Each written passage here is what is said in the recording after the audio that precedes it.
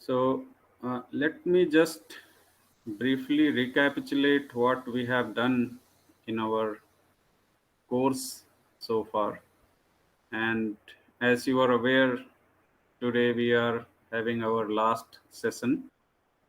We have seen certain points and 2 points which are in the end, which we will see today in our presentations of two groups.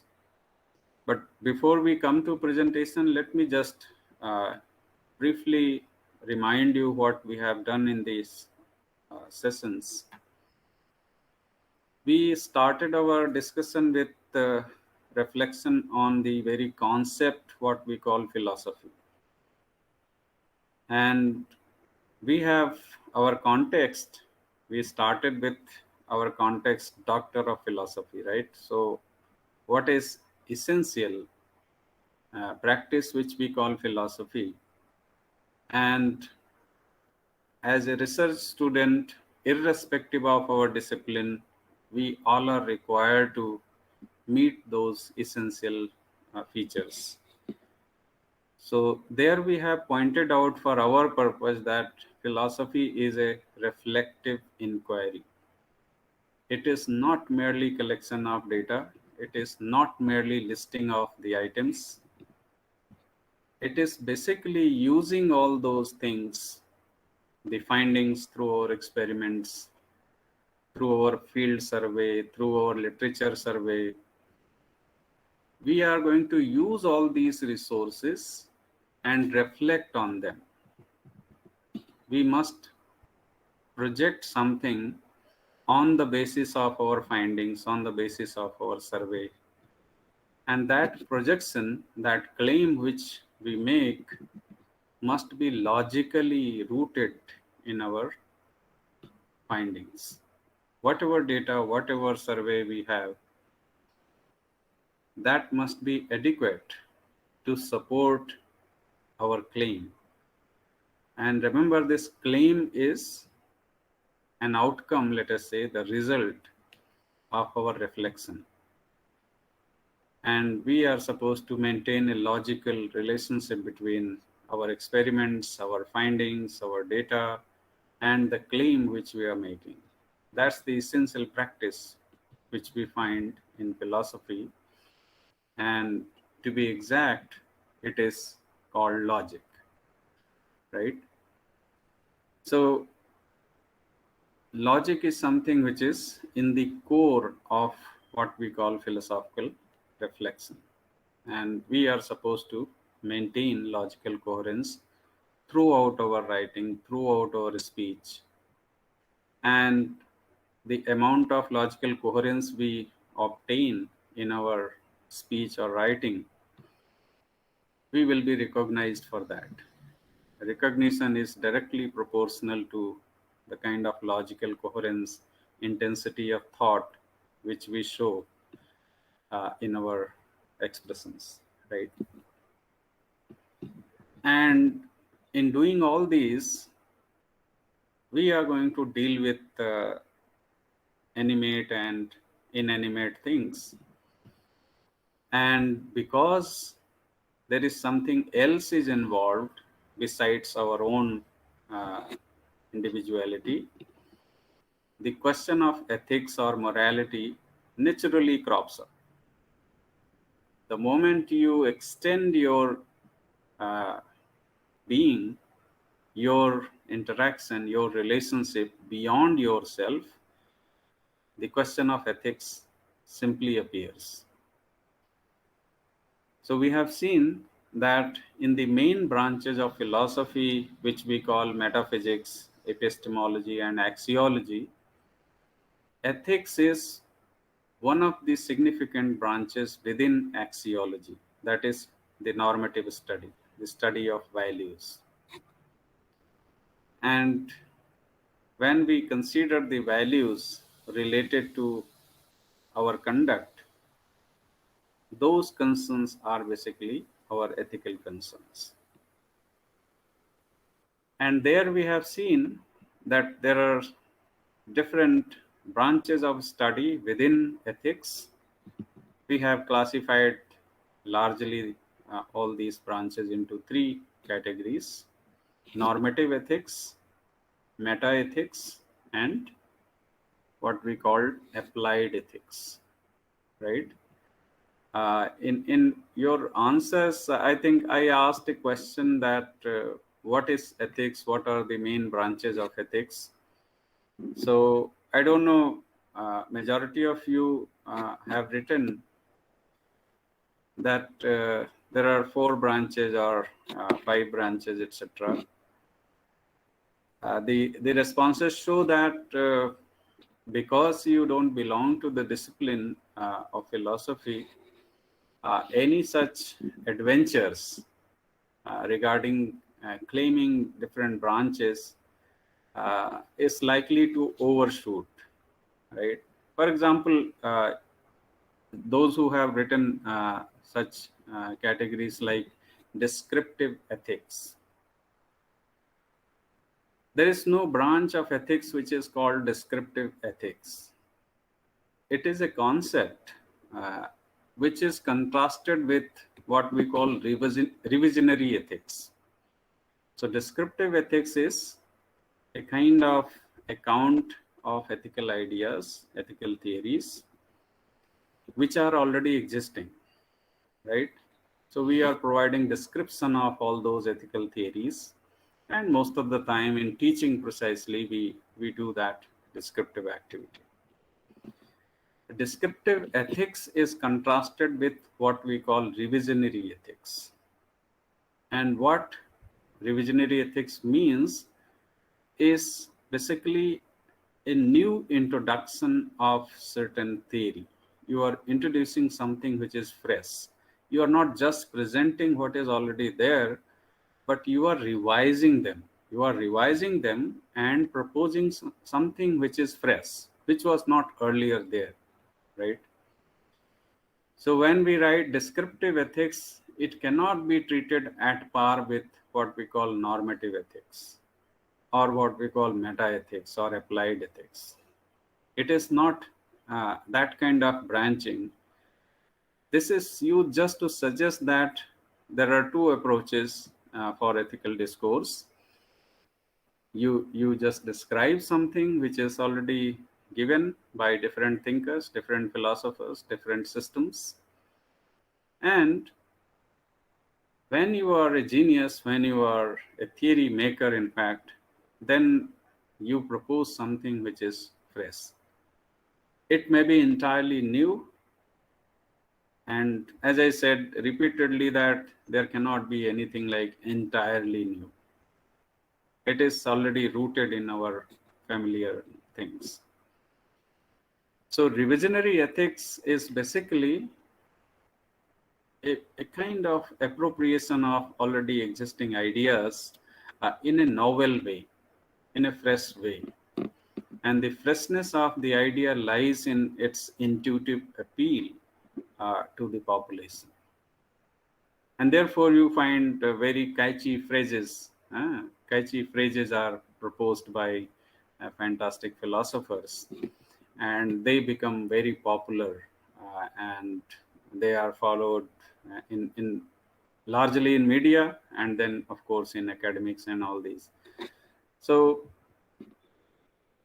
remember, when you write something, whatever we have discussed, I don't remember if I have ever thrown this phrase for you, descriptive ethics, in our discussion, but maybe somewhere you got it, and that is fine. But when you treat the concept along with other concepts, so this is a kind of what we call lack of logical coherence.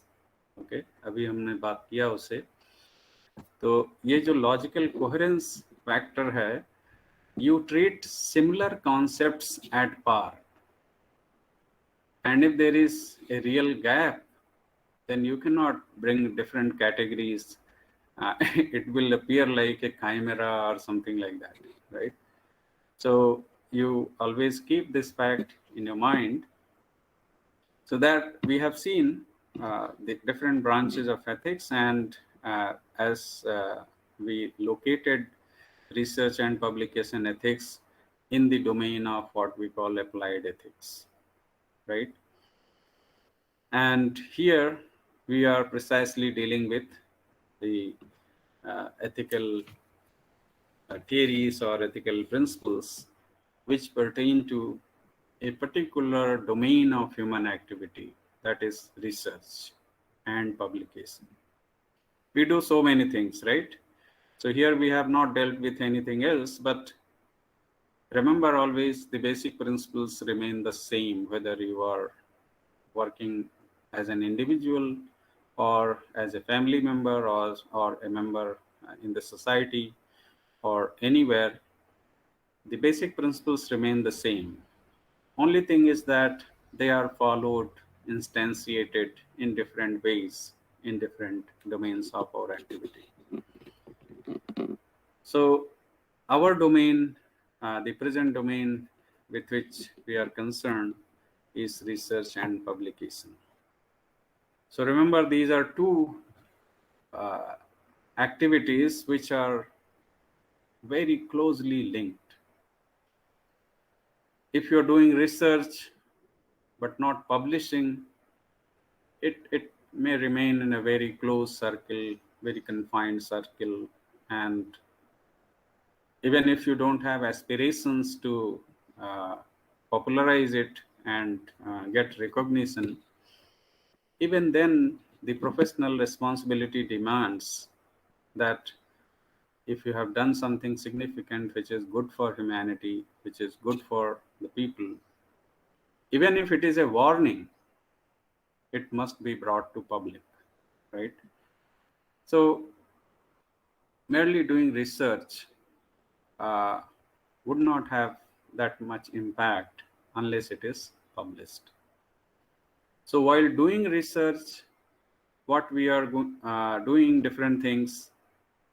We are preparing our proposal, and then we are conducting our experiments. We are going for field survey. We are having literature review, extensive literature review.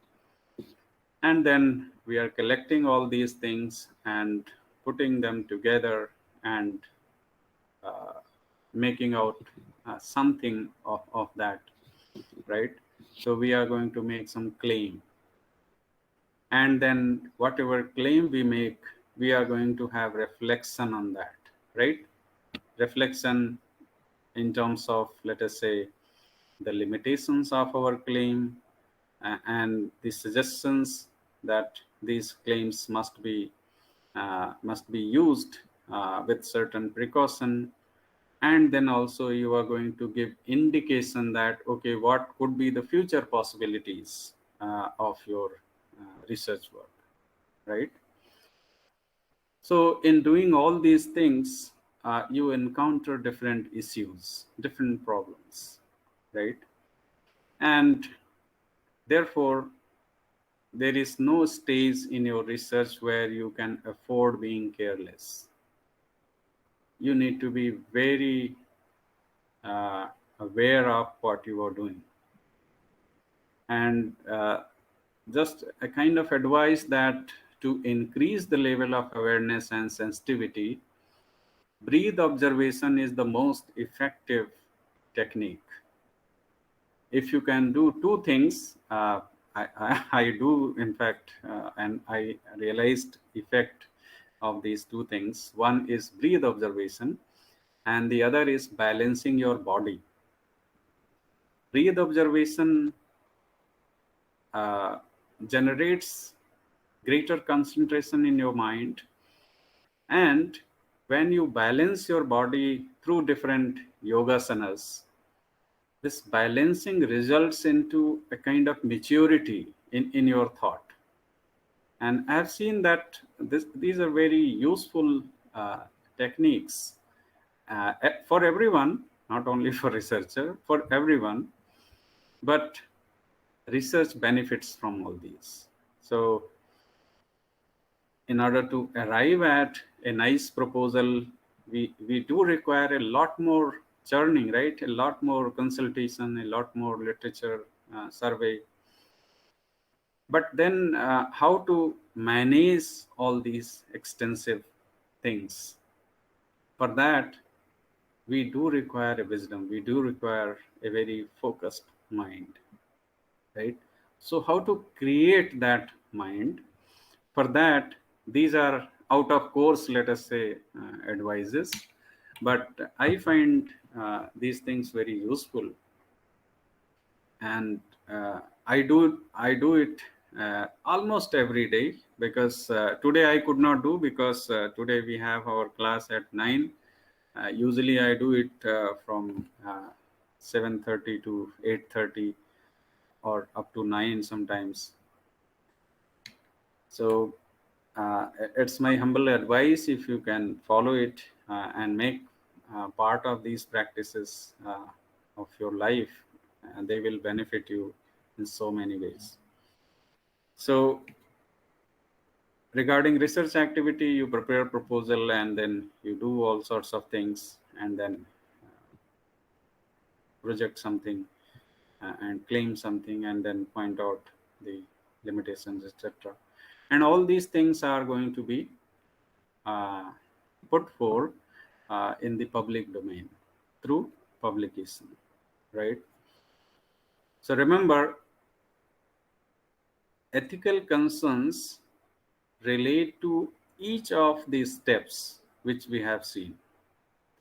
When we are preparing a proposal, then of course we need to come up with a sound proposal which is not already done by someone, which is not uh, which is not in the same form present. So it requires a kind of extensive consultation and literature survey, so that we come up with a fresh proposal. And then there are standard practices, standard norms of conducting research and dealing with human, non-human creatures, and also inanimate objects. And the decency demands a respectful treatment with all those things, whether they are animate or inanimate. And we have seen what respect means in our context, right? So consider the values which we discussed one day, they all are significant at every stage of our research. But remember, despite all the cares, there may be some problems sometime. So problems could be of two kinds, which we have seen in the beginning. One type of problems are just honest error, which you have seen in our discussion. You call them human error. They are not the errors because of your carelessness or because of your insensitivity, but because of some unavoidable reasons, those things happened. Okay. But remember, in engaging any such activity, things which are unpredictable, of course, they are beyond your control, but there are many things when you select a proposal, there are many things which you can anticipate, which you can expect that this may happen. So if you fail to show this concern regarding what may happen, and you are being thorough in doing that, and if you have laxity because of hard work or because of shortcut procedure, then of course there are problems, and these problems are classified as scientific misconduct. And uh, group 1 has presented on falsification, fabrication, and plagiarism, which are very popular known form of scientific misconducts. Some of them are not just misconduct, but they are, let us say, scientific frauds, right? Very serious kind of misconducts. So this we have taken up in the beginning, and I am not going to take much of time, otherwise we will miss something from our groups. And then in publishing something, we are supposed to make a significant contribution to the existing area of knowledge, right? And this we can ensure by avoiding any kind of redundancy in our publication, right? So if we are duplicating our publications, or if we are having overlap of publication, or if we are engaged in salami slicing, etc., or having selective reporting. This I find very interesting. When you report something regarding your findings, uh, there may be a tendency that something which may have some negative impact of the marketing value of something, let us say, then people are inclined in some sense to suppress the data, right? What you call misrepresentation or falsification. You suppress the data, just hide the thing, because it may generate some kind of negative effect for some economic benefits, right? So selective reporting is not bad in itself, but if you consider that it is done because of some very selfish concern, then certainly it is a problematic behavior, right? And then as a careful researcher, whatever data, whatever survey we have, we need to interpret it logically, rightly, and in a very cohesive manner. So whatever is said by someone must be read very carefully, because you are going to make claim on the basis of the already claimed things, and therefore you will be required to represent the other's viewpoint in your reporting.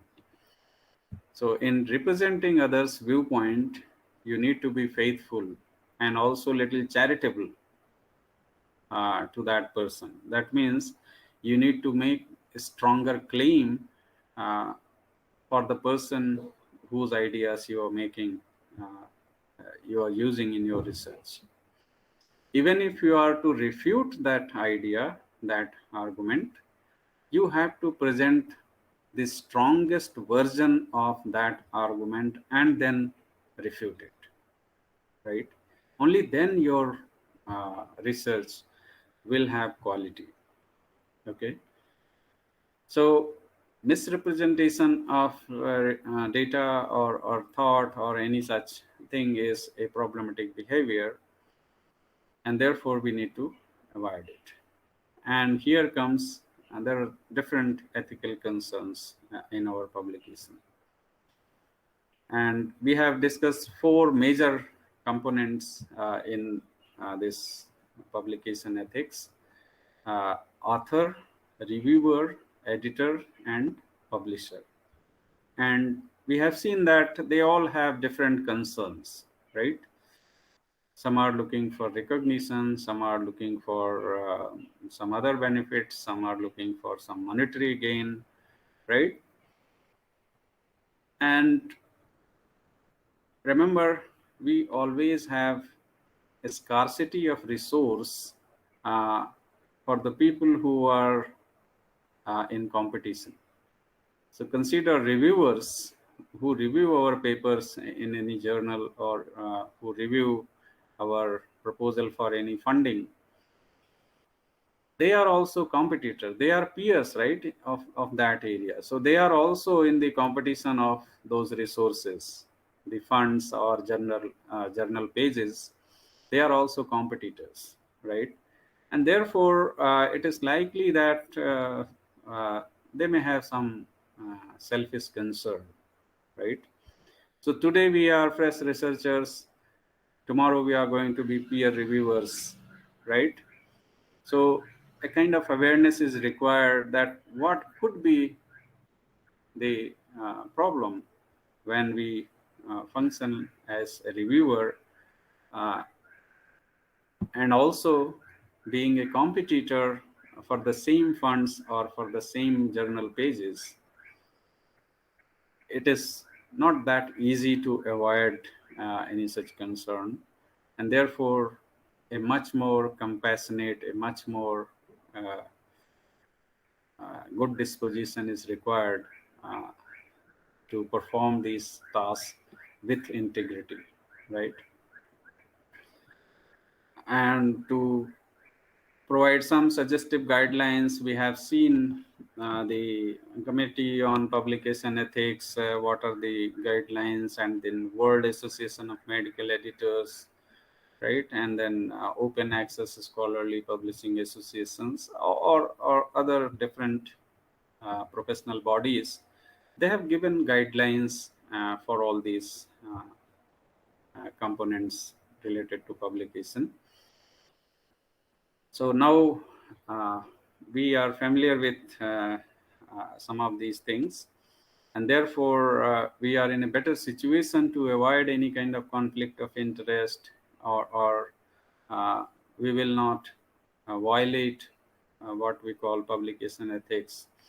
And we have seen our concerns related to authorship and contributorship. There should not be any such confusion between these two. Authorship must be discussed properly by every member of the uh, group, uh, participant group, right? So every member must sit together and decide that among all those, who should be called authors and who should be called just contributors, right?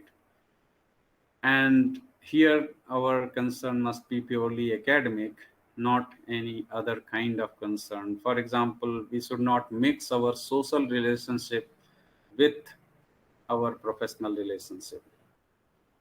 If someone is my wife, why should I put her name in any research work where she has not contributed anything? In fact, authorship demands a significant contribution. It is not just small contribution, significant contribution. And these are very modal expressions, if you see, right? It's very difficult to decide that who has made a significant contribution and who has just helped in a small way. So in deciding that whose name should be put in authorship, it is not that easy. So my advice is that don't mix your professional and social relationship. And this, if you can avoid mixing these, then it is quite clear that you will be able to decide that these people must be put in authorship category. And of course, anyone who has contributed towards your research, there is a provision of acknowledgement in your research paper, right? So you can just write 2 or 3 lines in the end, or maybe in the beginning. Normally it is written in the end that these many people have contributed to conduct the research, right? That means they are not entitled to be part of the group of authors, right? So it is important to decide. And then once you decide that, okay, these people are significant contributors, they must be put in authorship, then what could be the order of the authorship, right? First author, second, third, etc. Again, the same advice will do if you sincerely follow that. And if there is any dispute, then you just sit together and then decide with fair democratic process. If we fail to do all these things, then it amounts to what we call publication misconduct, right? So the last 2 points which we are going to take up today, and remember, whatever we have discussed, you can say that there are overlaps. These overlaps are not misconducts. जैसे हमने कहा overlapping हो रहा है, overlapping class में जो overlapping होती है, इसको हम मिसकंडक्ट नहीं कहेंगे. क्यों नहीं कहेंगे? कोई चीज जब हम सीख रहे होते हैं तो उसको बार बार रिवाइज करते हैं ना, बार बार उस पे उसको अभ्यास जिसको कहते हैं, तो जब कोई चीज़ बार बार हम पढ़ते हैं, सुनते हैं, लिखते हैं, तो वो हमारे अंदर जो संस्कार होता है वो बहुत स्ट्रांग होता है, संस्कार दृढ़ होता है जिसको कहते हैं। और जब संस्कार दृढ़ होगा तो हम गलतियां करने से बच जाएंगे, नहीं करेंगे। तो आप इस स्पिरिट में, ये जो ओवरलैप हो रहा है या रेपिटेशन हो रहा है जो हमारे क्लास कंटेंट में, ये कंटेंट ही इस तरह से डिज़ाइंड है कि ये ओवरलैप हो, रेपिटेशन हो, जिससे लिमिटेड, अभी कितना हम लोग 25-26 घंटे मिले हैं, अब इतने में हमको जो बातें की गई हैं वो बहुत सारी हैं, तो उसको हम जब उस पर हम रिसर्च तो कर नहीं रहे हैं, हम सिर्फ एक अवेयरनेस के लिए देख रहे हैं। और मैंने इसमें बहुत सारी चीज़ सीखी हैं, जैसे जो भी डिस्कशन हुआ था उसमें बड़ी सारी चीज़ें मुझे भी नहीं पता थी। So I am grateful to all the contributors to this class. And today we are going to have two contributions. One is related to publication misconduct, and the other is related to identification of publication misconduct. And then if there is any misconduct, how to complain and how to file an appeal if there is any such issue. And then what are predatory publishers and journals. So these two themes are being dealt with by our last two groups. So let me now invite the group number F. Group number F, who will present? Good morning, sir. हाँ प्रतीक जी, plan बता दीजिए, उस हिसाब से आगे करिए। Sir हम लोग सर जो पार्ट था, जो प्रेजेंटेशन को हमने पार्ट में बांट रखा है, and we are all gonna present. Okay, so now you start. Have you prepared any PowerPoint or you want to go through the article? Sir, we want to go through the article. Okay, so you share the article, Okay, sir. whichever version you have. Yes, and I hope others will keep on noting the questions, and as per our time availability, we will take up the questions in the last and clarify certain things. I hope I am audible and my screen is visible to all of you. Yes, yes. Respected Professor A.K. Tiwari and all the research scholars, a very good morning to all and all. In this session of publication misconduct, we are going to talk about a few things, that is publication misconduct, definition, concept, problems that leads to unethical behavior, and vice versa, and types. Let's start with introduction and definition. A scientific paper is a written and published report and organized description of hypothesis, data, and conclusion of an original research.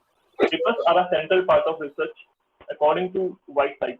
If your research does not generate papers, it is simply considered unfinished. Interesting and unpublished is equivalent to non-existent. Publication of paper is critical for the evolution of science. Of one scientist helps other scientists. Publication of research is peer-reviewed. A journal gives validation to the research, boosts confidence of the author, leads to greater incentives in the academic institute, and provides recognition to the author at national and international level. Among researchers, the mantra "publish or perish" is a threatening reminder of the importance of publication.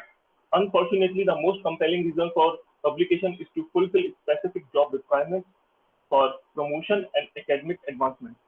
Desires of a voluminous curriculum vitae, financial gains, personal desire for fame, and desire of grand sanctioning. This not only drives them to publish, but it also leads to increased incidents of publication misconduct.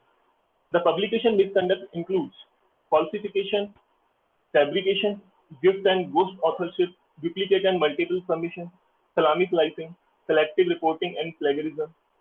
This misconduct not only hinders the production of new knowledge, but also accounts for the wastage of the available resources, reduce the trust of the general population, and act as demoralizing factor for the new researchers.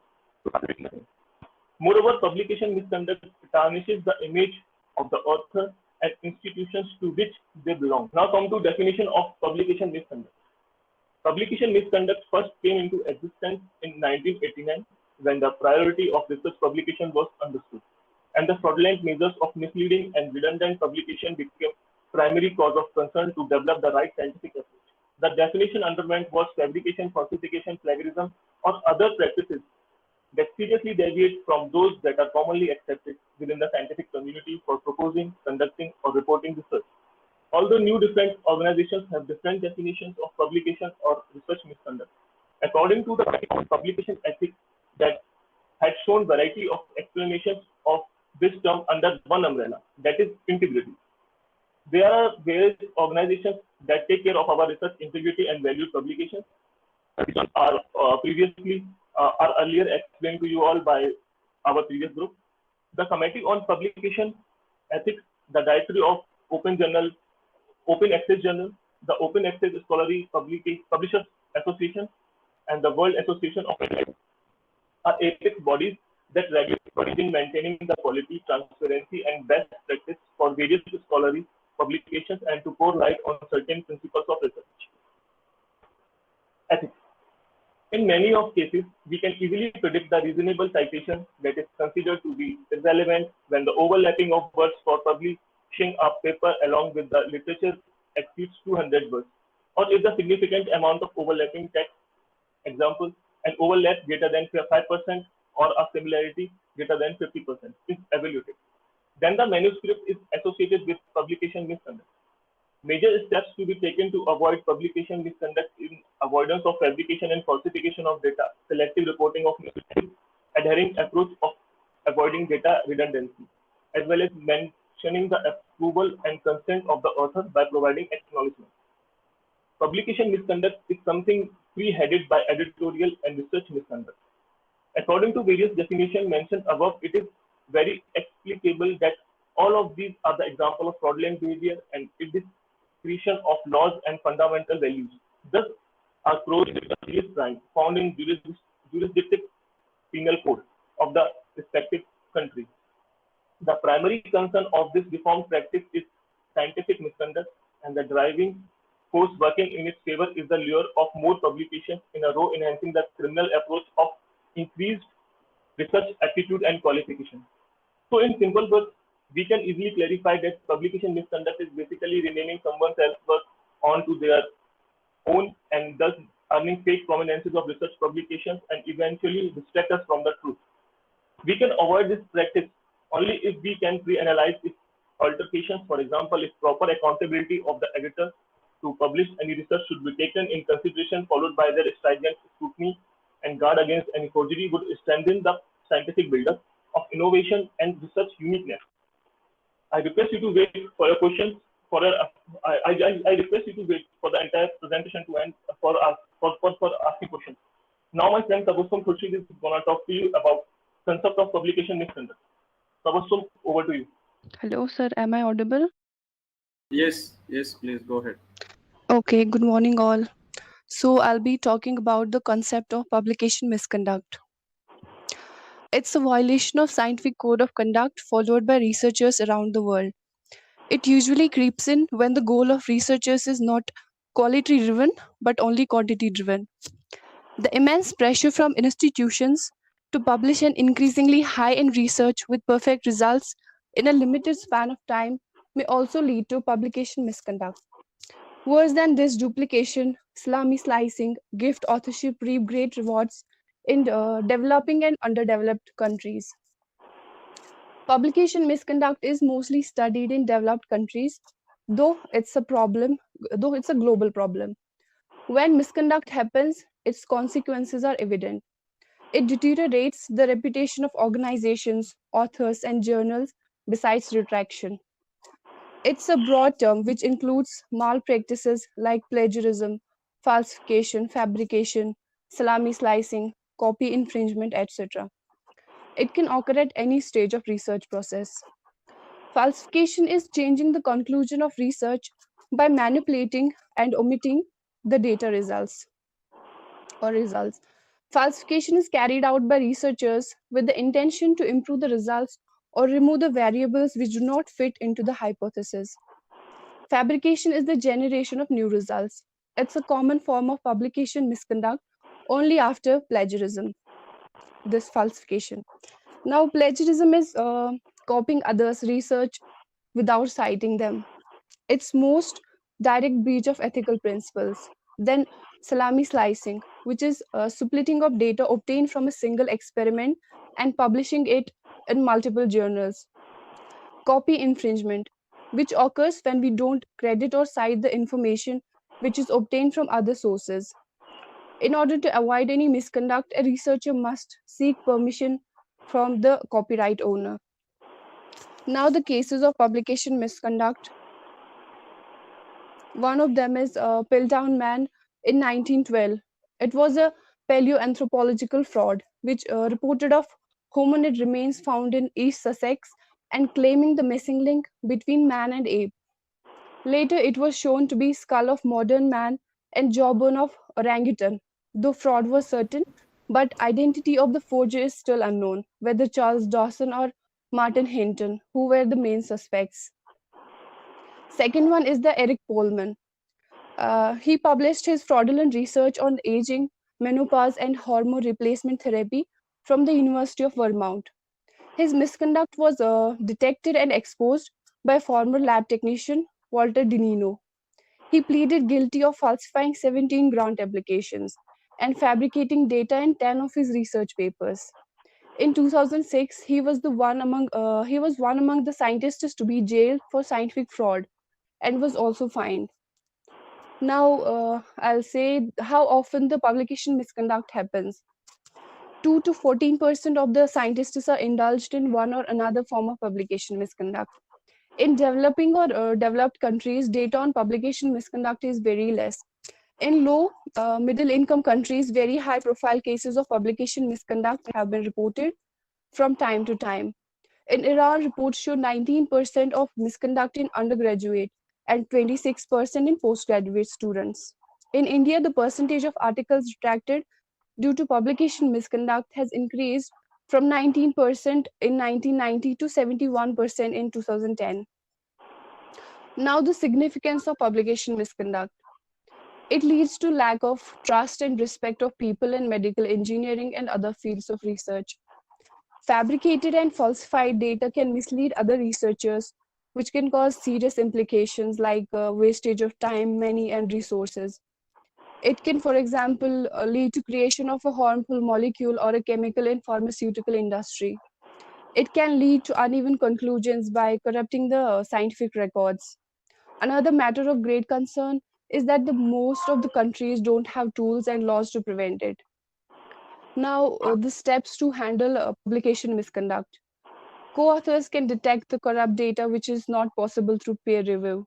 The practice of salami slicing can be prevented if editors make it mandatory to see all the authors. High-end software to detect plagiarism should be used by journals. Institutions should allow open investigations and punishments against the publication misconduct carried out by researchers. Measures to protect whistleblowers should be done properly. Making researchers fully aware about the research malpractices carried out around the world and developing a zero tolerance attitude towards it. Now, the problems that lead to unethical behavior in publication will be talked about by Shvalika Sharma. Over to you. Good morning, everyone. I'll be continuing with problems that lead to unethical behavior in publication and vice versa. Right. There has been a gradual oversight towards the ethical standards guiding a scientific research paper writing and its publication. The professional misconduct in behavior may be intentional or can also arise because of lack of know-how. The consequence for the misconduct is the same, and it not only bothers other authors, reviewers, and editors, but also an ordinary man. It is sincerely important to abreast yourself with the principles and keep away from any sort of misconduct. Following are the problems that lead to unethical behavior in publication misconduct. The first one that arises is greed. Greed is a strong determinant of unethical behavior. Researchers find that individuals encouraged by greed tend to abandon moral principles in their pursuit of self-interest. Greed leads to lack of concern for the way one's conduct impacts others and motivates greater unethical actions. The increase in resources and independence from others causes people to prioritize self-interest over the welfare of others and understand greed as positive and useful, which in turn leads to rise in unethical misconduct. The next one is egocentrism. In the state of independent self, individuals are less probable to update their self-idea whilst acting unethically and less probable to contemplate the degree to which their behaviors violate social norms and or have an effect on others. The third that comes is publish or perish. Publish or perish means that there's a high strain on scholars who desire for success to publish more articles in a short period, else there is no place for them within the academic competitive environment. One influential component in this extent is the importance of articles' quantity despite quality in these days of research, which has made publishing compulsory. For example, at times we see someone publishing numerous articles simply in a month, or students aiming to secure their position and improve their CV, rather than paying heed to effective learning and wasting more time writing worthless articles. The next is gap in knowledge. There may be another motive behind scientific misconduct with the fast and rapid advent, which is the issue of gap in knowledge, appearing either in the shape of missing linguistic, illustration, or scientific skills. On the other side, some researchers, mostly undergraduates at times, insist on authoring more papers in order to add a line to their CVs and gain scholarships. However, in a few instances, they may generally lack sufficient scientific and lingual information, which later could be complicated and thus cause misinterpretation. The next is data-related misconduct. All the scientific findings are simply based on the records generated after deep analysis of theory or experiments, and these statistics have particularly important significance in organizing the truth. Thus, falsification or mismanagement of records might also lead to the suppression of the fact. In addition, this may also divert or misguide a person who is following the data either for implementation or for further research within the field. Personal misconduct. Loss of leadership capability of the supervisor, irrelevant mindset towards the student, mental harassment causes severe difficulties for the researchers. This personal misconduct is also considered as a source of destruction of studies and research ethics. Personal favoritism or grudge of a supervising character usually leads to a biased working ecosystem. This is very destructive to a person's scientific temperament. It's also pertinent to say that gender biases are another trouble which is being heard in lots of research institutes. Research practice misconduct. Research misconduct happens in which a person intentionally or negligently drifts away from the accepted practices that the university expects to be followed strictly. Publication-related misconduct. The order of authorship in a publication must be based on the contribution of the researcher. However, now and again it's found that the supervisors include the undeserved authorship because of favoritism and thus exclude the name of the real contributor. A practice of this type is taken as a violation of research ethics. In addition to this, publication without any experimental proof and reliability is a scientific misconduct. Financial and other misconduct. Different cases are observed in which the funds of the research are used in an unauthorized way. Once more, growing accusation of misconduct based on assumption or aversion is also beneath consideration. Senior researchers, the matter of bias causes the supervisors to compare the results of the students with the earlier successful ones.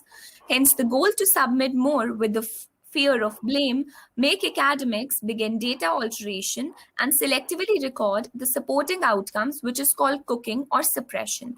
Here, authorship troubles, guest authorship will also be raised when supervisors don't devote the required energy or time to the work under their direction and set early and new researchers to do it on their own.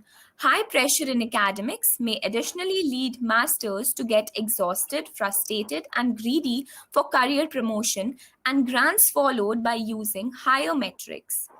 The lack of right monitoring or available working reports then led masters easily recruit academic bullying like insulting, mistreating, embracing, and humiliating altogether bring about a sense of fear, especially amongst undergraduates, and push them in the direction of unethical principles in order to gain quality and satisfactory results. Now, I'll be explaining the vice versa part, that is, the problems caused due to unethical behavior in publication misconduct. So, the papers can be retracted and investigations frequently lead to disciplinary motion. We additionally have the strength to revoke doctorates. In a few cases, mainly in the United States and South Korea, disciplinary action has moved to the criminal court system, leading to jail sentences. In 2006, Hwang Woo-suk was charged with embezzlement and bioethics regulation violation following his falsified human cloning claims, which were published in Science and Tech in 2005. The International Committee of Medical Magazine Editors creates a difference amongst three varieties of responses to the articles or papers that are questionable. The first is corrections. Corrections such as typos or errors in mathematical calculations or statistical evaluation, assuming that they are just the author's error. The corrected article or paper is published with a hyperlink to the authentic article. Expressions of concern. Typically applied whilst there are concerns regarding the integrity or authorship of the work. This label is usually taken as an indication that the magazine has commenced a research or an investigation into the authenticity of the work. But considering such investigations can take years to complete, the label serves as a buyer beware caution for other researchers. Retraction, a proper and formal withdrawal of a formerly published article from a journal, in addition to a retracted watermark stamped on the web PDF model. Retraction is called the removing of a piece of writing or an article off the record at any time after its publication. Retraction is very different from withdrawal, which takes place prior to the publication. Additionally, in contrast to withdrawal, retractions are seen by the scientific community because the original papers of publication are generally preserved as part of the record. Articles may be retracted for an extensive range of motives, all of which may be extensively divided into classes: honest errors and moral misconduct. Publications in dubious or the substandard journals reflect unfavorably, leading to long-term academic harm and a tarnished image of the institution, the individual, as well as the country. There's a case which is a clear case of professional misconduct, that is the duplicate publication plagiarism. A clear case of plagiarized and duplicate publication from specific departments of the same institution. A manuscript with the title Dipholobothriasis in a 9-year-old toddler in India, a case report that was published from the branch of microbiology in 2011. The paper later was posted again by other authors from the same department, from the other departments of the same institution. The existing fact about this plagiarized paper is that it was published 2 years after the publication of the original manuscript. A detailed examination of this paper has found out that tons of the case presentation, investigation, and moreover the discussion has been copied as it is and hold almost the same references as there are in the original paper. The critical points to be mentioned amongst the Committee of Publication Ethics consists of protection of intellectual property and copyrights, everyday investigations for professional misconduct in publishing, corrections, clarifications, and retractions in the form of erratum. Taking into consideration the fact that ethics is a subjective matter and that authors put up their work to a journal in goodwill and faith, efficient editorial screening observed by constructive peer review by experts will surely contribute to progress and thus improve the quality of journal publication. Now, Sonika will carry forward with types of publication misconduct. Thank you, Shivalika. A very good morning to all. I'm going to talk about the types of publication misconduct. Following are the types of publication misconduct. First one is plagiarism. It is stealing someone else's work which may include data, words, and phrases or ideas and concepts and publishing it to a new study without any proper attribution or acknowledgement. Second, salami slicing. Salami slicing, also known as dividend publication or data fragmentation, involves partitioning or segmenting a large study or meaningful paper into two or more publishable units known as slices. This is done to artificially increase the number of publications and citation count to increase the impact of publication. This can result in a distortion of the literature by leading unsuspecting readers to believe that data presented in each slice is derived from a different subject sample. Third one, guest authorship. It is given to one who has not contributed any significant work towards the paper but has his name as one of the authors.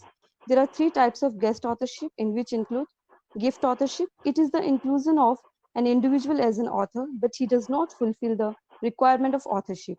This is mostly done by the authors to acquire some other favors from the gift author in return. Ghost authorship, it refers to the denial of authorship of individuals who contribute substantially to research work but are not acknowledged. Pressure authorship, it occurs when a person uses authoritative position in order to be included as an author, regardless of any contribution to work. Fourth one, duplicate publication.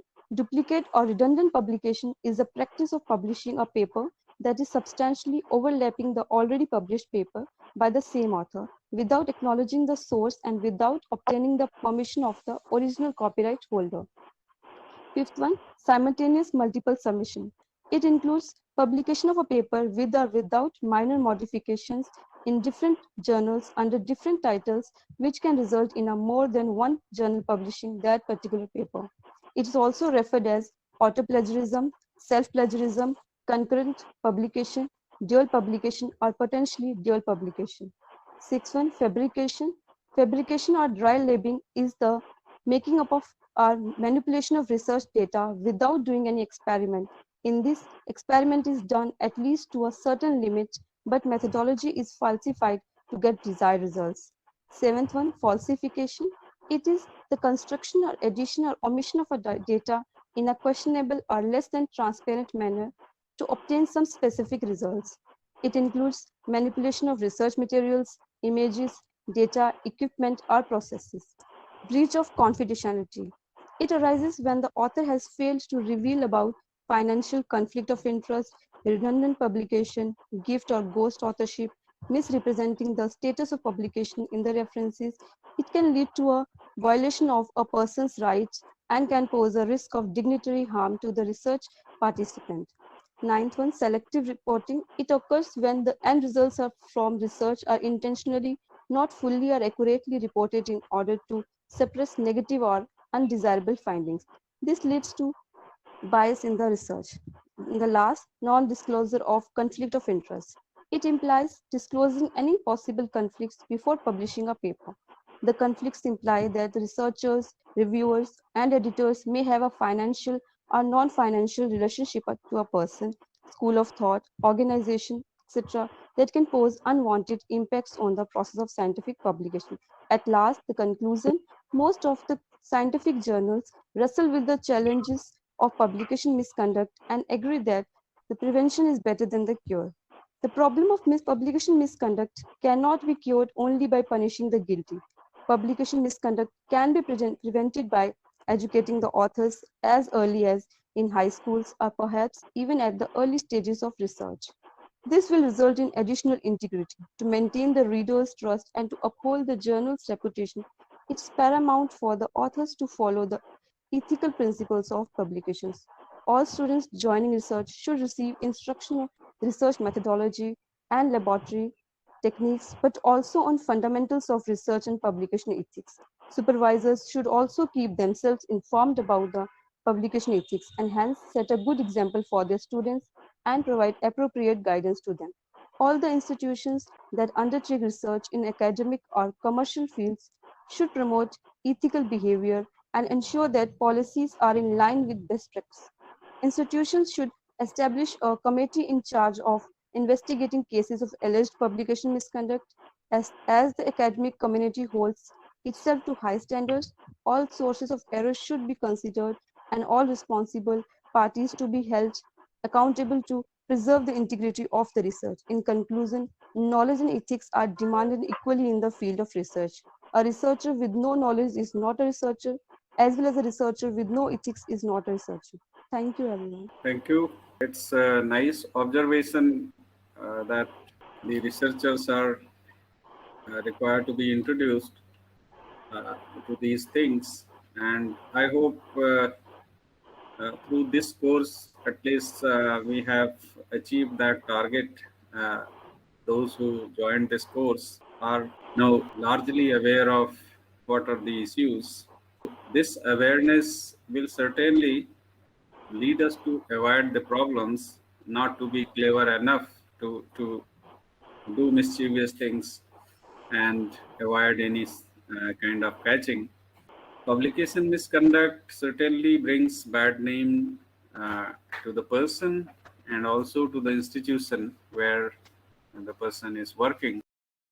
And one of the points which is highlighted by this article is that it is done because of the pressure for publication, and this results into increment in quantity, not in quality. I was surprised to hear this data regarding the retraction of articles from India, 71%. Is it a global figure or it's a national figure? Total articles retracted in the whole world belong, 70% of them belong to Indian people? Yes, sir. So in one of the articles, it was mentioned. Okay, so this is a global data, maybe related to a particular discipline, right? Yes, sir.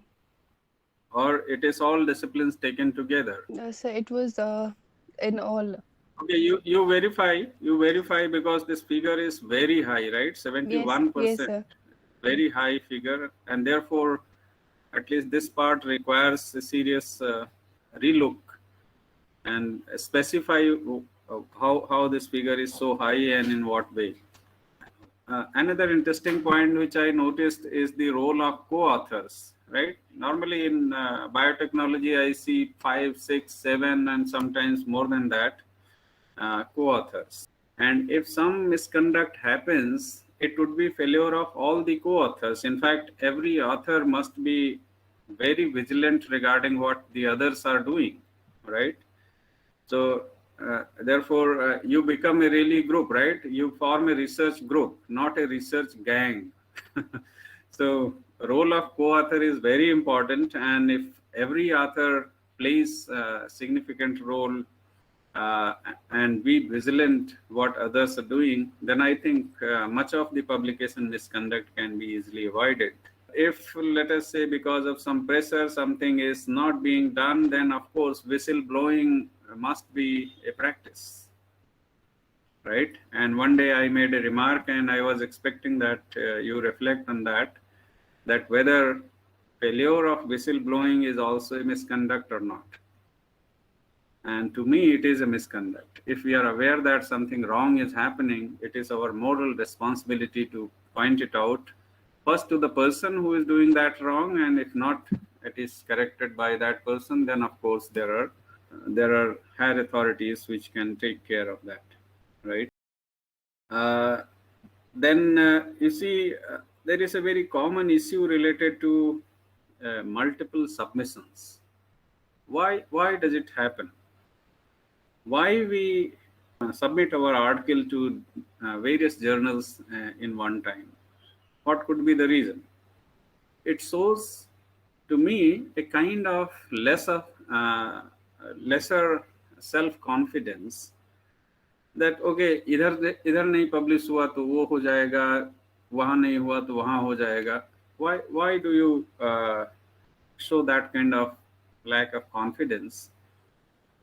First of all, I think if we are submitting our article to any journal, we must be careful that yes, the kind of quality work I have produced would be acceptable to this journal, right?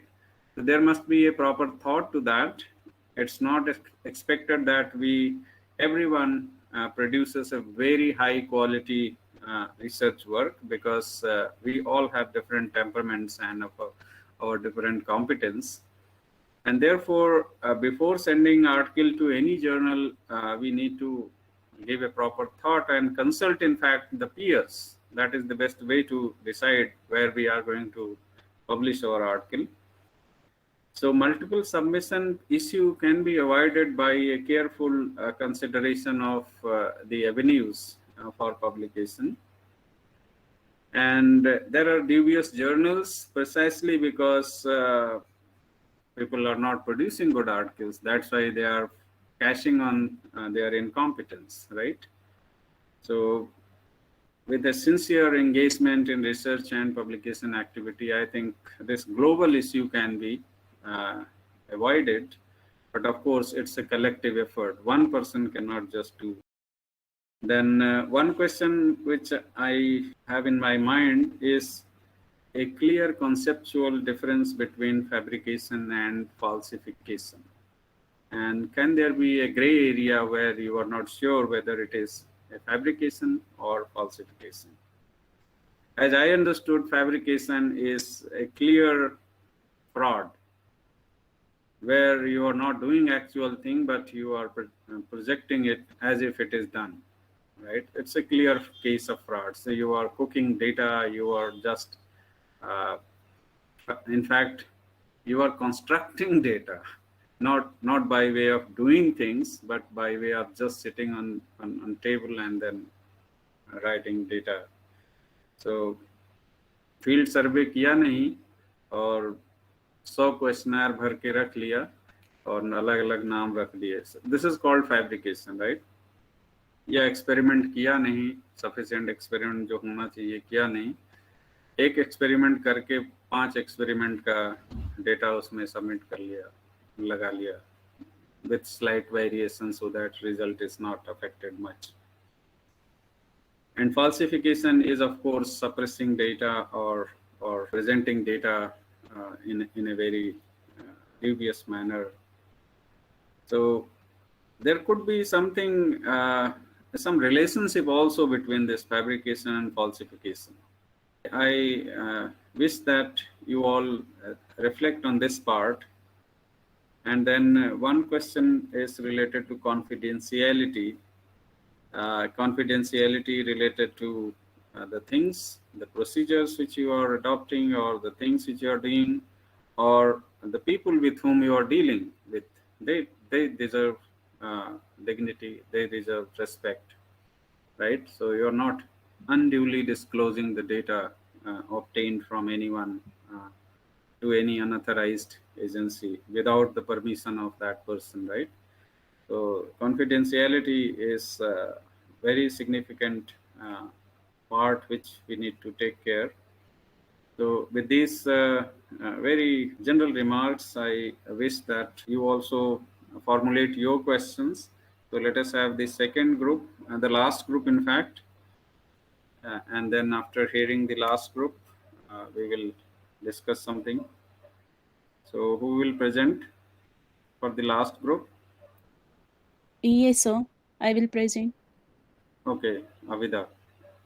Yes, sir. Okay, go ahead. Okay, sir. So just to save time, where if you find things which are already discussed in the last article today itself, Yes. so you can save your time so that we can have some more questions. Okay, sir. Yes. Okay, good morning to all.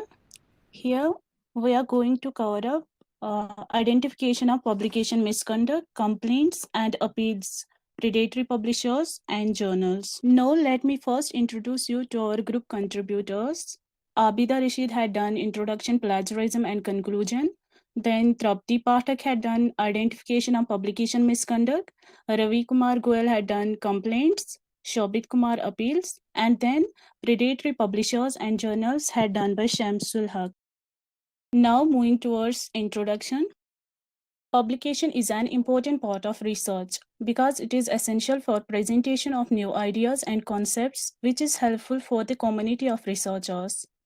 A research process starts with choosing the problem and cannot be considered completed without publication. The presented data can be validated by other researchers during their experiments or generation of new concepts and designs.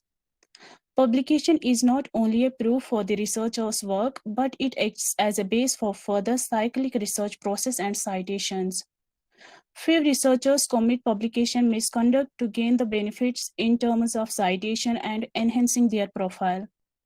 The ethical standards limit the author from performing misconduct. After completing the process of publication, a researcher is awarded with credit for scientific findings of his work and ideas.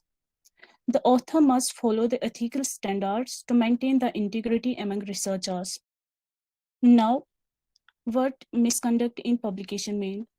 Misconduct is defined as an omission or misrepresentation of the information necessary and sufficient to evaluate the validity and significance of research at the level appropriate to the context in which the research is communicated. In other words, misconduct should be defined as biased reporting of all sorts. Therefore, publication misconduct includes plagiarism, fabrication, falsification, inappropriate authorship, duplicate or multiple submissions, overlapping publication, and salami publication. Now, moving towards plagiarism, I will give you a brief overview of all these.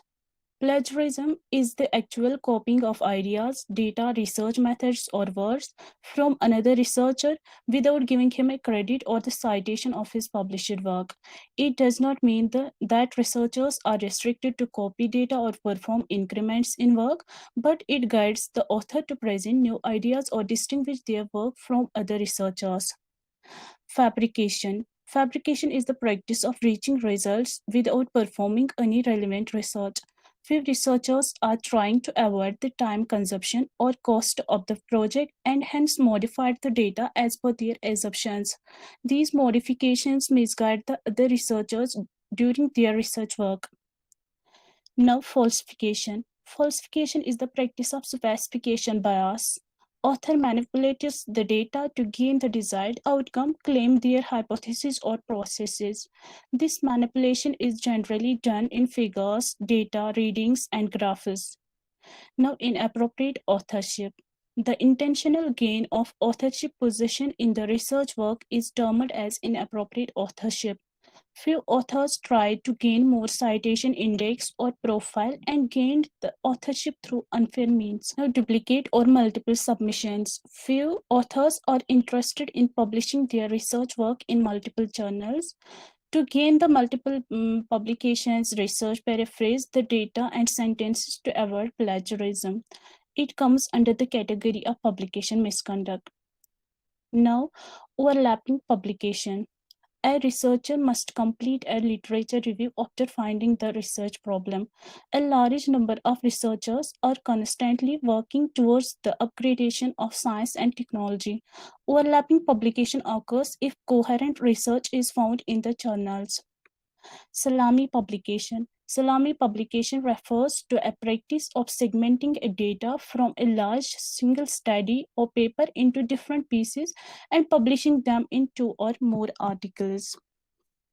And now I would like Trapti Pathak to continue hereafter. Yes, hello, good morning all. Am I audible? Yes, yes. Yes. Good morning. My part is identification. Plagiarism is the most appropriate way of identifying misconduct. A detailed insight is given to fabrication, falsification, inappropriate authorship, duplicate or multiple submission, overlapping submission, salami publication to have better understanding of identification of misconduct. Plagiarism involves stealing someone else's work and lying about it afterwards. Others prefer to speak of copying part of someone else's published work and using it without showing that it is borrowed from someone else. The Word Association of Medical Editors defined plagiarism as the use of others' published and unpublished ideas or words without attribution or permission and presenting them as new and original rather than derived from an existing source.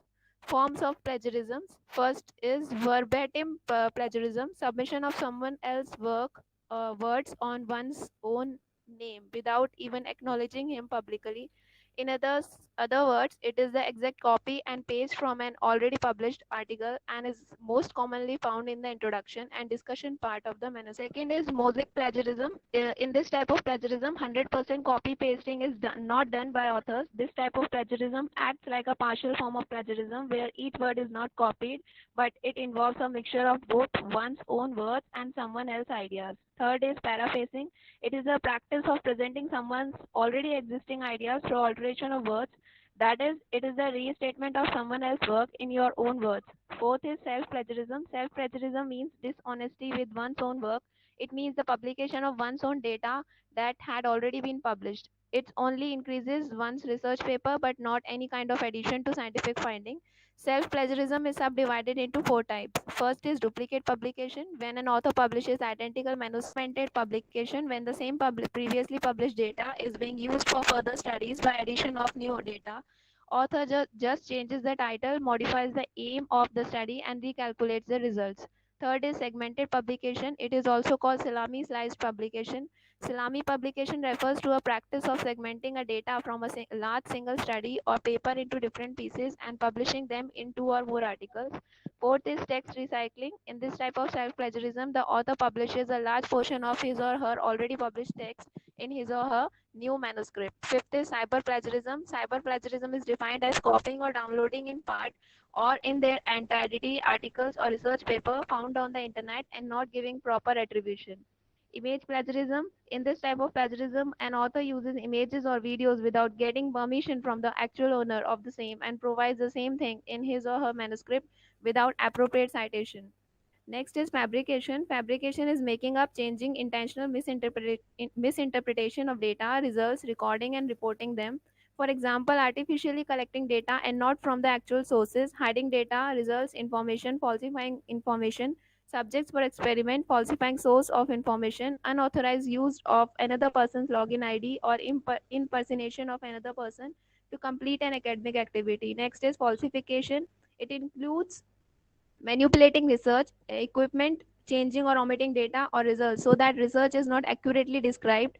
Examples of falsification include presenting false transcript, reference in application, submitting someone else's work as their own, lying about personal issues so as to extend the deadline of thesis submission. It is a kind of white collar crime and legal actions can be taken upon the authors. Next is inappropriate authorship. It involves both giving credit to non-contributors and non-credit to true contributors. It includes guest authorship, honorary or gift authorship, and ghost authorship. Ghost authorship, it includes authors who have made great contribution in research, but his name is not given as author. Gift authorship includes naming of authors in research work just because of senior position of a person. His contribution may be negligible in research, while guest authorship is given to senior authors just as to increase the publicity or impact of publication. Next is duplicate or multiple submission. It is also known as self-plagiarism since it includes submitting the same study in 2 or more journals. It may include recycling or borrowing content from previous work without reference. It is unethical. It may lead to rejection of an article. Overlapping publication, presenting of data by same authors in multiple journals. It is a kind of publication which clearly resembles the prior published article. A declaration by author is taken prior publication that the work is original and not in consideration anywhere else, nor has it been published elsewhere in order to prevent it. Salami publication, it is referred as slicing or segmenting publication. Data gathered by one research project is separately reported in multiple end publications since it artificially enlarges an author's scientific work and hence give undeserved benefits to the authors in career advancement and financial funding, fast career progress, and increased publication count. It is also known as auto-plagiarism, which may lead to rejection and warning to authors for being blacklisted in future publication of journals. Third is complaints, for which I will refer to Mr. Ravi Kumar Goel. Thanks, Trapti. Complaints. This section deals with the consideration of complaints and concern raising with the journals and how an author raises his appeals for an editor decision. Generally, a complaint arises by the reviewer or co-author due to the improper investigation of data or the failure of the process which is specified in the result. These complaints are rectified by the main author for making their research work acceptable among society. The scope of making complaints must be written within area of the research. The process of making complaints are made to the editorial by providing the detailed information about a disagreement. The condition for making complaints in publishing and unpublished articles are the name of the article, including the DOI, is mentioned for the published articles. Manuscript ID mentioned for the unpublished articles. Handle the complaints. I need to acknowledge the complaints formally in 5 days. These complaints will be dealt by the editorial board on the basis of the policies and guidelines. The editor also has the right to consult with the third party over the issue raised by the editorial board and make the final decision. Author or reviewer misconduct. This involves the concern or complaint rises about the suspect authors or the reviewer misconduct. Concern may include the following point listed below: suspicious of ethical problems with a manuscript, suspicious of unethical images manipulation, and suspected manipulation of publication process. Next come the appeals. In this part, we will, Abhita, please slide, yes, appeals. In this part, we will understand that what appeal is, how and when it works, and what is the general procedure for the appeal of publication. What is appeal? In general, appeal is a procedure by which the appeals request the competent authority to reconsider the given decision.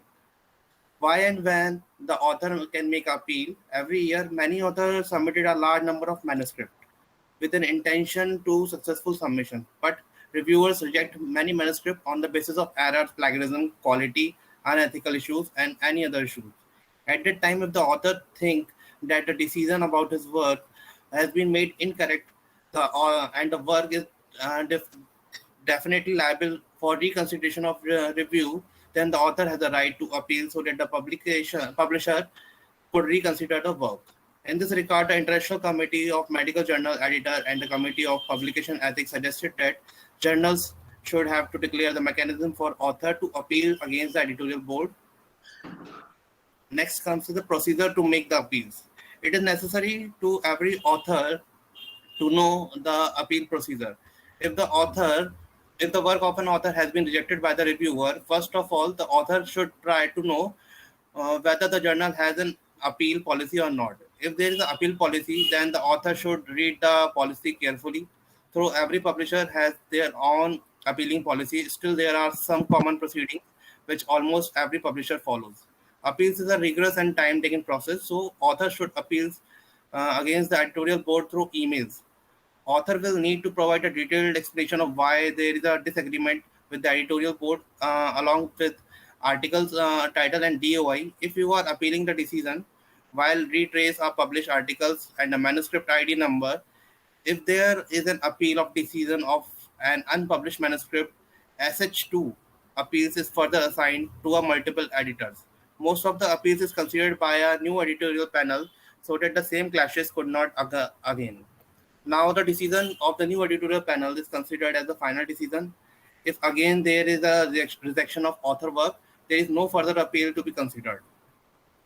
Next part comes the predatory publisher and journals. This part is about the definition, list and recognition of predatory publishers and journals. Jeffrey and Bagel coined the term predatory journal for the first time and named them as a counterfeit journals. Predatory journal publishers and journals actively to woo manuscript. They don't provide editorial services despite charging huge publication fees. Importance of identifying them. Authenticity of the researchers is degraded by these poor quality journals. Losses of academic reputation, no editing services or peer reviews provided by these predatory journals, low impact factor journals. Difference between open access journals and predatory journals. Open access journals also woo journals to publish after paying fees, but they have excellent standard and for editing and peer review. Open access journals scatter research to the bigger audience by providing access to all the contents and functions upon payment. They remove all the paywalls, as a result of which they create high impact factor journals leading to citation benefits for researchers. Key factors for recognizing predatory publishers and journals. Quick acceptance of article, no quality control, editing or peer review services, citation academician as their editorial member without their consent, giving fake impact factor, improper use of international standard serial number, bullying by faking about being indexes by great bibliographic database like ResearchersGate, open access journal by in contrast to predatory journals are indexed in Medline. List of predatory publishers. The list of predatory publisher is very large and it's impossible to mention them here, but the list can be exactly extracted from archive.org. It is also called as Bella's first. Few important ones are 2425 publishers, ABC journals, academic research journals, and CESER publications, cloud publications, and the list goes on. Now, finally, the conclusion part begins. The whole extracted, we can say, Abida, please slide. Honesty must be the integral part of the researcher while doing the research. They will help every researchers to present their findings, ideas in an acceptable way. Publication is not just a purpose for increasing the citation index and the research profile. It is a platform that provides accessibility of information and knowledge to all. Hence, research ethics are the guidelines which seeks the basic moral values of researchers. The authors who are interested in falsification, fabrication of data, and many similar things are polluting the research culture.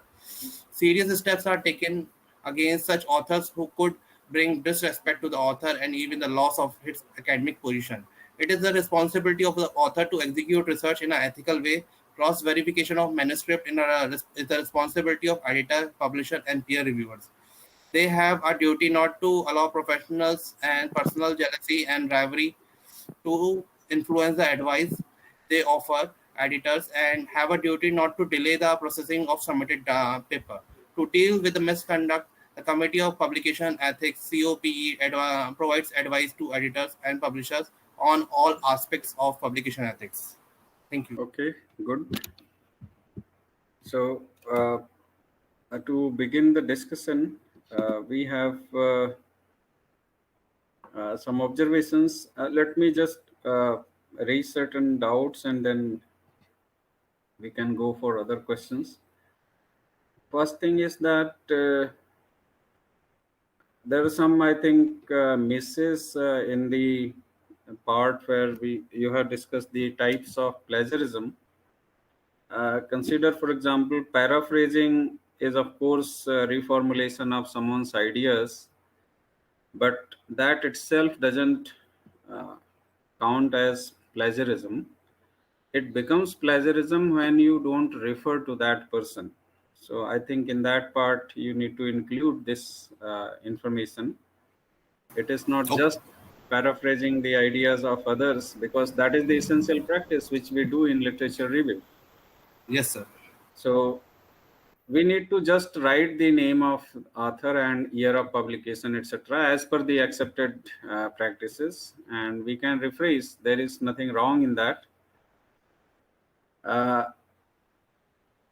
Regarding taking words from others, quotation is the practice for taking words from others, and we put them in inverted with proper referencing along with the page number from where you have taken that sentence or a small paragraph. In fact, usually in the thesis work, we don't use long quotations, because if you are using long quotations, you have to justify for that. That means you will be working out that quotation.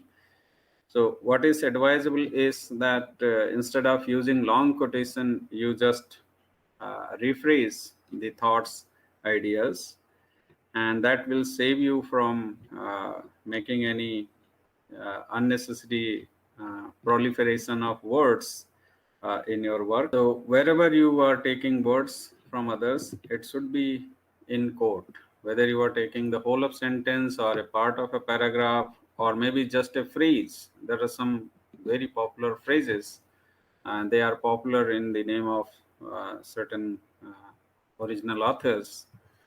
So we can just take phrase and put them in inverted and write the name of the author and wherever that phrase occurred in the publication. So with these precautions, I think plagiarism issues can be dealt with a careful analysis of any already existing work, and then how to ensure that this is not happening, or you are not misreading someone. Whatever literature review you have, you just present it before your friends, or maybe in your research group, or maybe in any seminar or conference, and there you will find, I think, nice feedbacks, and you can improve on your literature review. And if there is any misinterpretation, someone may point out, and you can improve on that. So I think you also have some questions. So we have 10 minutes to go for our class. So you can also raise questions. We will all try to answer. कुछ addition अगर करना चाहो. I think in research methodology you are doing something, so it would be a complementary thing from research methodology, that you are familiar with what is H index, what is different names associated with publication, right? SJR or DOI, you are using all these expressions. So what is their full form and what they mean, we need to be familiar. Then archive.org you have referred in the last presentation. I don't think there is any list of predatory journals available on that. Can you point out where you have seen that? Archive.org. Yes, sir. There is a list. There is a very big list available. They call it predatory journals. Yes, sir. They call it predatory journals. In fact, I have picked up some of them and mentioned in my this Can article. you please send the link? Can you please send the link where you have seen that? Because this is something new for me. As of now, I don't know if there is any website which lists the predatory journals. And of course, बाकी जो journals हैं उनका तो listing मिलता है, Scopus और ये सारे जितने ISI, Web of Science, ये सारे list हैं. लेकिन predatory journals का list कहीं है, that is a new information. So you please send the link so that I can also see. In fact, you should share it with all of us so that everyone can see that, right? So that we are saved. चलिए और कुछ सवाल आप लोग पूछिए. Can I? हाँ हाँ बिल्कुल. Actually, it is for all the 4 presentations. My question is, suppose a co-author is not knowing a paper has been submitted and his name is not included after an article is published. So could this first or second author approach the journal to include this name in the data stage? Is it possible to, how it is done and where to proceed, where to go? And how to resolve this conflict of interest for the second group? Second group वाले कुछ बताएंगे. Last group जो present किया है, तृप्ति पाठक. Sir, will you please repeat the question, sir? Suppose a co-author is not knowing, without his information, a paper has been submitted and his name, after that he found that his name is not included in that article is published. Could that author approach to any organization, any journals to include his name in the later stage? Or how to remove this conflict of interest? Sir, according to you, the author is not in the list or not submitted there by the his main name author? Is not there in the journal, no? Co-author. Name not. Okay. Sir, one of the possible way to cover up this is to, when he get to see about the editorial, or if he having a soft copy of the file which he is having, so he may complain to the editorial board of the journal. There could be a solution for that. So his name would be included in that case, you mean to say? Sir, maybe some appropriate actions may be taken against the main author. I think his question is related to any inclusion of names after submission, right? Yes. So yes, sir. It depends on the policy of a journal. In fact, there are journals which asks you whether you want to include anyone's name or you want to exclude someone from, that is after the decision is made that your article is going to be published. So they send an email asking whether you want to include any more names. Yes, sir. And there are journals which strictly prohibit this. In fact, they say that whatever you want to write, authorship or whatever acknowledgement you want to have, it should be had in the very beginning. Okay. Before Sir, the submission, you should be ready for all these. Yes. So the decision lies into the editorial board. हाँ बिल्कुल बिल्कुल. और कुछ journals हैं जिन्होंने अपनी policy declare की हुई है. These fishy things normally happen in what you call predatory journals, but better because you are sure, right? You have done research and you are sure that who are the people who have contributed to this. And if you decide in the last that someone's name should be included, that means there is something fishy about the list of authors, right? So these cares must be taken by the researchers, the group of people who are going to be part of that research collaboration. So this question is something which is indicative of a kind of misconduct, isn't it? Yeah. Yes. Yes, sir. Thank you. Or which or? Sir, I have texted you the link of predatory publishing Genesis. So you can check it now. Okay. So we will see it. सारे लोग देख लेना जिससे हम लोग इस trap में न जाएं. अच्छा, predatoryjournals.com पूरा वही है. तो आप सारे लोग अपने अपने एरिया से रिलेटेड देख लेना कि वो कौन से जो जर्नल्स हैं जो इस तरह की प्रॉब्लम में डाल सकते. और कोई क्वेश्चन किसी की तरफ से, कुछ addition? So I must say that it was a very nice group for our learning, and I hope you will agree that each of us in the group has contributed to the quality of the discussion. I must thank all of you for being very interactive and engaged kind of learners in this group, and let us form further groups. Within your discipline, you form the group so that you can discuss these things at different levels frequently, right? So wherever there is any confusion and whatever information you find which could be useful for others, so please have the tendency to share with others.